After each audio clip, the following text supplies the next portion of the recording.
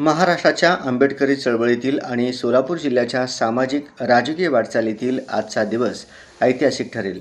प्राध्यापक डॉक्टर ज्योती वाघमारे यांचा राज्यसभेसाठी अर्ज दाखल झाला आणि बिनविरोध विजयी झाल्या. त्यांना उमेदवारी देण्याचा धडाकेबाज निर्णय घेऊन शिवसेना प्रमुख उपमुख्यमंत्री एकनाथ शिंदे यांनी नवा इतिहास रचला.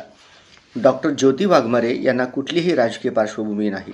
अत्यंत गरीब कुटुंबात जन्मलेल्या डॉक्टर ज्योती उपजत गुणवत्ता आणि कष्टाच्या बळावर त्यांची आजवरची वाटचाल राहिली आहे. 12वी बोर्ड परीक्षेत त्या राज्यात पहिल्या आल्या होत्या. अभ्यासू वृत्ती, परिश्रम आणि आंबेडकरी चळवळीची कास धरत त्यांनी आपला प्रवास सुरू ठेवला. व्यासंगी प्राध्यापिका, प्रभावी वक्त्या, प्रवाही शैलीच्या वृत्तनिवेदिका व सूत्रसंचालिका अशी ख्याती प्राप्त केली. खरे रत्नपारखी ठरले ते शिवसेना नेते एकनाथ शिंदे.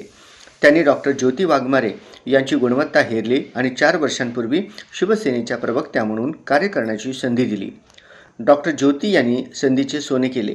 अल्पावधीतच त्या आक्रमक आणि अभ्यासू प्रवक्त्या म्हणून नावारूपास आल्या. मराठी, हिंदी, इंग्रजी, तेलुगू, कन्नड या भाषेवरील प्रभुत्व आणि व्यापक वाचन हे त्यांच्या व्यक्तिमत्वातील विशेष गुण आहेत.